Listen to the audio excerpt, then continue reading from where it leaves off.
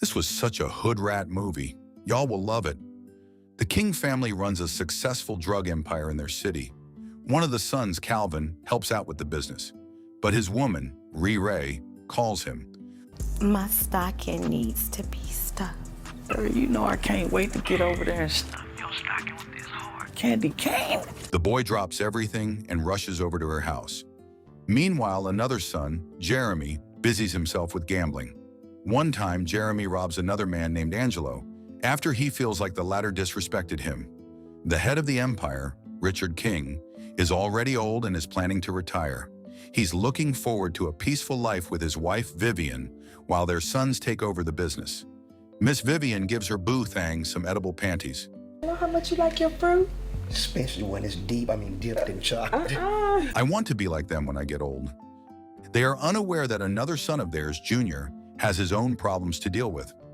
Junior is in trouble because he owes money to Benny, the head of an Italian syndicate. Benny gives Junior 3 days to pay his debts, or he will retaliate. Meanwhile, another son, Chris. Damn, another son? Richard and Vivian are hornballs. Chris is not at all interested in running the family business. However, his woman, Rocky, wants to run the drug empire with him. Rocky wants Chris to replace his father once the old man retires. One day, Richard calls all of his sons for a meeting. All the boys are there except for Jeremy, who is pulled over by a cop. Detective Harris pushes Jeremy to the hood of his car and starts to search him. Jeremy thinks it's harassment, but this doesn't seem to bother the detective. Harris even proceeds to rant about how lucky Richard King is to be selling drugs and still be free. So Jeremy questions Harris's sexuality since he keeps talking about Richard. Say that bullshit again, and it's gonna be another Black Lives Matter protest. Who the hell wrote this script? Detective Martin confronts her partner, but Harris just tells her to mind her own business. When Jeremy arrives, his father lashes out at him for being late. So Jeremy explains that it was Detective Harris again, the cop who always picks on him for the smallest of things.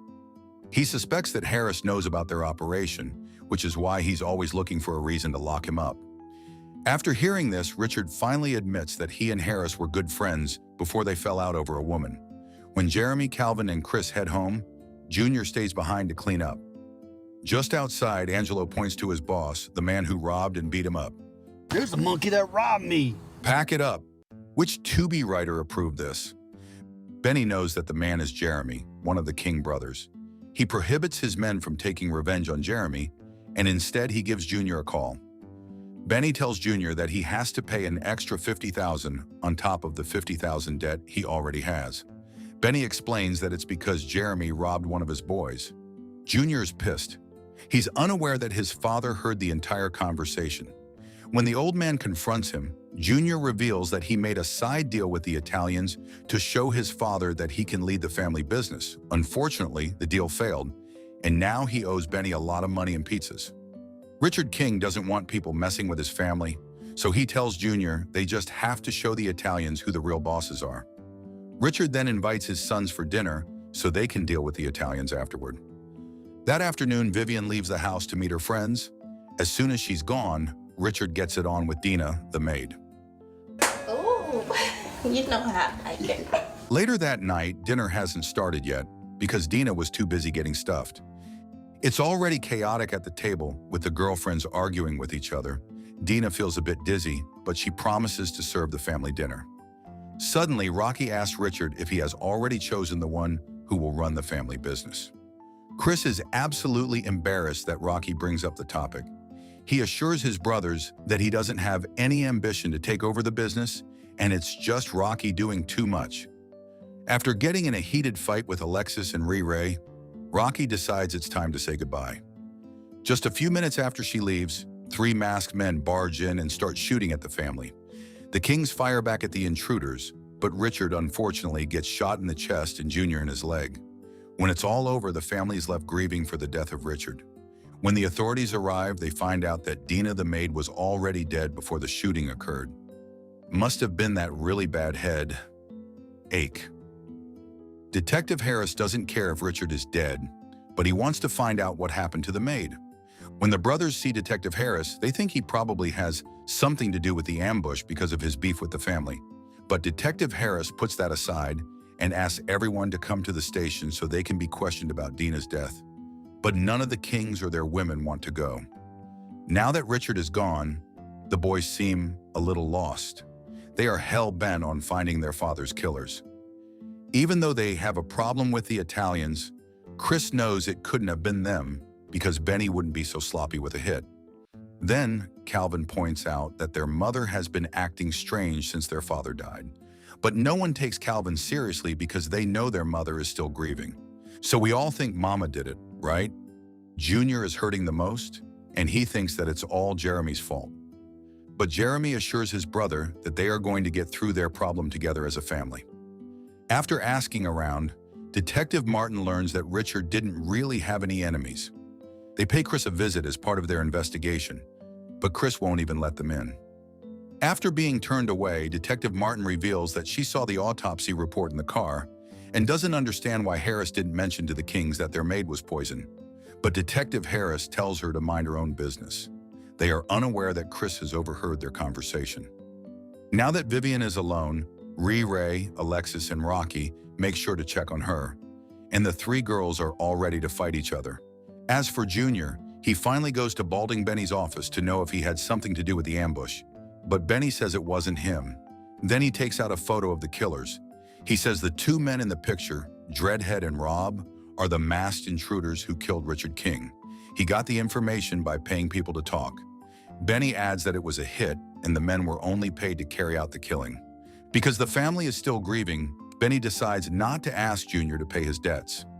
Junior immediately shows the photo to his brothers so they know who they should go after. Detective Martin is growing more suspicious of her partner, especially after she was almost attacked on the street. She confides in another officer, Parker, but Parker tells her it's not good to start her career making an enemy out of her partner. While everyone is still figuring out who's behind it all, Detective Harris meets with Dreadhead and Rob in secret. After killing Richard King, they expect the pay to be huge. But Detective Harris broke AOS doesn't have money yet, so he asks them for more time. The hitmen are not pleased. They warn the detective that if he doesn't pay soon, they will tell everyone that he is the mastermind behind it all. Rocky is also having an affair with one of the killers, Rob. Rob rocks Rocky's world. He expects to get a share from Richard King's money, but Rocky says they don't have their hands on it yet. Disappointed, Rob walks out on Rocky, saying he'll never leave his pregnant wife for her. Damn, double trifling. Later that night, Rocky sees the photo the brothers got from Benny. When Chris tells her those are the hitmen, Rocky tries her best to pretend she doesn't know them. So she hops on Chris's D while still being filled up with Rob's mayonnaise. A few days later, and Dina's case still hasn't moved forward, and Detective Martin is already getting tired of waiting. But every time she brings up the topic, Detective Harris always tells her to mind her own business. The next time the Kings sit down for a talk, they finally tell their mother they know who the killers are. Vivian's indifference to the death of Richard and Dina is becoming more and more obvious to the boys, and they are starting to suspect her of knowing more than she lets on.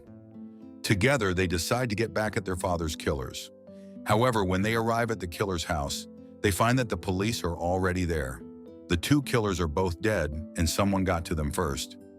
Although they don't know what really happened, seeing Detective Harris on the field is enough reason for the boys to suspect him. Detective Martin finally tells Captain Daniels that she thinks her partner is a dirty cop. She says Harris doesn't follow rules, nor does he investigate Dina's death. Captain Daniels is surprised to learn that Dina was poisoned because Harris told him that the maid was shot. So the captain tells Detective Martin to give him solid evidence of Harris being a dirty cop. Because of this, Captain Daniels also confronts Harris, asking him why he lied. But Harris says he's working hard on solving the case and doesn't want anyone getting involved. The captain warns him he'll get suspended if he doesn't find Dina's killer soon. Later, Rob's pregnant wife comes to the station with more information to give. Captain Daniels immediately hands the report to Detective Martin to help her with the case. Alexis sees the pregnant wife leaving the station, so she phones Junior right away. Now that they are being pushed into a corner, Vivian, Rocky, and Detective Harris meet up to talk about their next course of action. Harris accidentally drops his phone at the same time Detective Martin is calling him. The rookie cop hears them talking about killing Richard King for the insurance money, which they all agree to share after Vivian gets it. On top of that, she hears that Vivian killed Dina. The way my jaw stayed in place. Vivian also tells Rocky that Chris was adopted and Vivian doesn't even really care about him. By the time Detective Harris picks up his phone, it's already too late, and his partner has already heard everything. With nowhere else to go, Vivian and Rocky decide it's time to leave the country. Unfortunately for them, the brothers catch them together. Rob's pregnant wife is in the back seat, and she identifies Detective Harris as the dirty cop who hired her husband. Meanwhile, after hearing Harris confess to the murders, Detective Martin immediately notifies the captain. Captain Daniel then sends Officer Rogers to monitor Harris. Unable to contain his anger, Jeremy confronts Detective Harris alone. Though taken by surprise, Detective Harris manages to get the upper hand and shoots Jeremy in the arm. On his way out, he fires his gun at Officer Rogers and successfully escapes. By the time the captain and Detective Martin arrive, Detective Harris is already gone. Unfortunately for Rocky and Vivian, the brothers return home before they can leave. They confront their mother for getting their father killed. But Vivian defends herself, saying Richard put her through hell by breaking other women's backs. Rocky, on the other hand, says she just did it for money. Chris butts in, saying they lost their beloved father because Vivian is so selfish. But Vivian says Chris is only adopted, and he should stop acting like he's part of the family. But Chris knows the truth. He is a biological son of Richard King, an illegitimate child born from an affair. When Vivian found out about her husband's infidelity, she demanded that Chris be declared as adopted and the mistress be hired as a maid. Richard loved Vivian enough to give in to her demands. Just then, Detective Harris arrives to pick up Rocky and Vivian.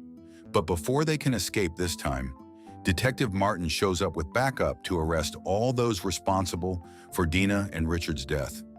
Sometime after the brothers call Vivian in prison, they know that she only married their father for the money, so they had everything transferred to Chris's name, and Vivian is not even in the insurance policy. It turns out that she absent-mindedly signed some papers that say she's not going to get anything if something bad happens to Richard King. Even though they lost their father, the King brothers decide to stick together and run their empire as a family. Wow, what a great ending. Bringing the brothers together so they can sell drugs and help people overdose. I'm just glad Vivian and Rocky are both rotting in prison. What did you guys think of this hood rat movie? It's on Tubi called Kingsman. Did you guys enjoy that one? Make sure to subscribe and keep watching for more. I won't judge. You can click here or here.